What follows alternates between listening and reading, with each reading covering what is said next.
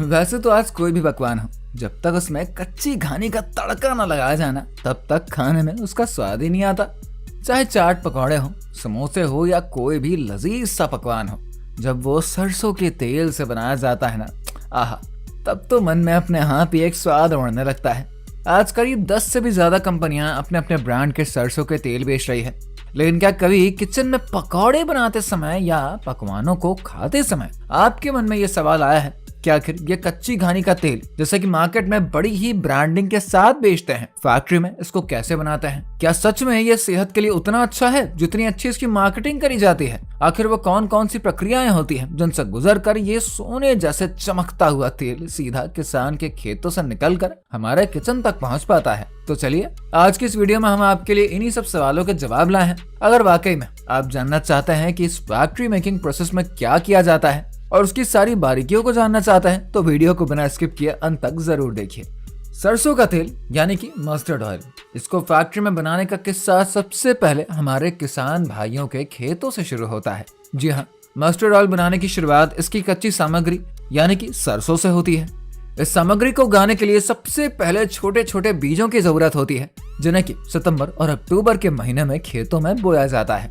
लेकिन आपको बता दें, अगर आप इस बीज को इन महीनों के अलावा किसी और महीने में लगाते हैं तो आपको भारी नुकसान का सामना करना पड़ सकता है। जी हाँ, यदि आप इन सरसों के बीजों को सितंबर और अक्टूबर के अलावा किसी और महीने में खेतों में डालते हैं तो ये फसल ठीक से उग नहीं पाती है और न ही आपको उतना अच्छा मुनाफा दे पाएगी। असल में इस बेमौसम फसल में कई प्रकार के कीड़े और मकोड़े लग सकते हैं, जिससे कि आप बहुत ज्यादा परेशान हो जाएंगे। खेतों में खाद और पेस्टिसाइड डालते रहना पड़ता है। जब इनको सही मौसम में उगाया जाता है तो इन्हें उचित पानी और खाद की भी आवश्यकता होती है, जैसा कि किसान समय समय पर डालते रहते हैं। आपको बता दें कि मार्केट में सरसों के बीज अलग अलग रंगों और वैरायटी में आसानी से मिल जाते हैं, जिन्हें कि हम काली सरसों और पीली सरसों के नाम से जानते हैं। अब धीरे धीरे सरसों के पेड़ बढ़ने लगते हैं और बस कुछ ही समय के बाद इनमें पीले रंग के फूल भी निकलने लगते हैं। लेकिन जरा रुकिए तो सही, क्योंकि अभी इन फूलों से सरसों निकलेगा थोड़ा ही। जी हाँ, अभी किसानों को थोड़ा सा और इंतजार करना पड़ेगा। असल में जब कुछ समय बाद ये पीले फूल झड़ने लगते हैं ना, तो ये इस ओर इशारा करते हैं कि अब सरसों का पौधा पकने के कगार पर है और उसमें सरसों वाली फली आने वाली है, जिसमें कि सच में अब सरसों के दाने बनने वाले हैं। तो अब सरसों की फली पौधों में लगना शुरू हो जाती है और करीब 2 से 3 महीनों में सरसों के दाने मजबूत होने लगते हैं। लेकिन इस बीच किसानों का काम बढ़ जाता है, क्योंकि इस स्थिति में उन्हें फसल की सिंचाई और उसकी खाद का विशेष ध्यान रखना होता है। यदि इस स्थिति में उन्होंने थोड़ी सी भी लापरवाही कर दी ना, तो उनकी पूरी की पूरी फसल खराब हो सकती है। किसान हमारे समाज के सबसे महत्वपूर्ण अंग होते हैं। उनकी मेहनत और समर्पण के बिना हम अपने भोजन के सोर्स तक पहुंच ही नहीं सकते हैं। कृषि का भविष्य नई तकनीकों पर निर्भर करता है। जब सही मौसम में सरसों उगाई जाती है तो उससे अच्छी फसल होती है, जो कि किसानों को मेहनत का फल देती है। अब इनकी इतनी मेहनत और देख रेख के बाद ये सरसों की फसल कुछ महीनों बाद अपने छोटे छोटे दानों के साथ तैयार हो जाते हैं और अब ये सरसों कटने के लिए बिल्कुल तैयार है। जब बात आती है सरसों को उनके दानों से अलग करने की, तो इसके लिए कई प्रोसेस होते हैं। जी हाँ, आज वो दौर आ चुका है जहाँ पर विज्ञान ने इतनी तरक्की कर ली है कि मार्केट में ऐसी कई मशीनें आ गई हैं जो कि सरसों के कटने के प्रोसेस को बेहद ही आसान बना देते हैं। लेकिन आज भी कई जगहों पर किसान सरसों के दानों को एक पारंपरिक तरीके से ही निकालते हुए नजर आते हैं। जी हाँ, आज भी देखा जाता है कि किसान पहले सरसों की फसल को हाथों से काट कर खेतों में इकट्ठा कर लेते हैं। फिर इस इकट्ठा करी गई सरसों को किसान छोटी छोटी गठियों में बांधकर लकड़ी से बने हुए समतल पदार्थ पर हाथों से पकड़कर झटकते हैं, जिससे कि सूखी हुई सरसों के सभी दाने धीरे धीरे सरसों के पौधे से अलग हो जाते हैं। अब किसान इन अलग हुए सरसों के दाने को इकट्ठा करके एक बोरी में भरते हैं। वहीं आपको हम बताते चले, इन सरसों के पौधों को कुछ मशीनों की सहायता से भी काटते हैं। मशीनें सरसों में से दानों को अलग कर देती है और सरसों के पौधों को भूसे से अलग कर देती है। आपको ये भी बता दें कि जो काम किसान अपने हाथों से करते हैं, वही मशीनें बड़े से बड़े खेत की फसल को बस कुछ ही मिनटों में काट कर खेतों से अलग कर देते हैं।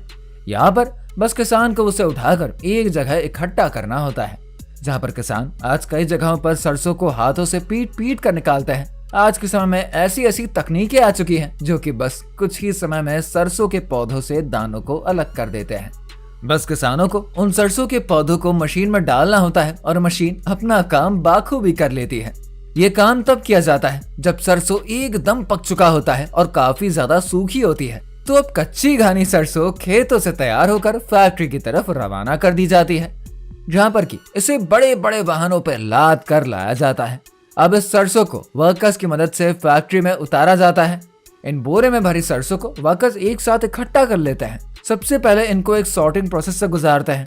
आपको बता दें, सॉर्टिंग प्रोसेस में सरसों के दानों को एक बड़ी चलनीदार मशीनों में डाल दिया जाता है, जहां पर कि वो दाने जो अच्छा खासा तेल निकाल सकते हैं उनको अलग कर लेते हैं, और जो दाने थोड़े से कमजोर या छोटे होते हैं ना, वो भी अलग हो जाते हैं। सॉर्टिंग प्रोसेस के बाद इन सरसों के दानों को दूसरे प्रोसेस के लिए आगे भेज देते हैं, जहाँ पर एक मशीन से इन सभी सरसों के दानों को गुजारा जाता है।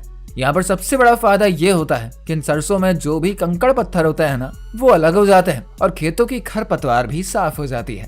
वर्कर्स की मदद से इसको अगले प्रोसेस की तरफ बढ़ा दिया जाता है, जहाँ पर कि इन्हें एक मल्टी रोटेटिंग मशीन से गुजारते हैं। आपको बता दें कि फैक्ट्री में ये अनगिनत मशीनें लगी रहती हैं, जिनका मुख्य काम सरसों के दानों को पीसकर पाउडर के रूप में बदलना होता है।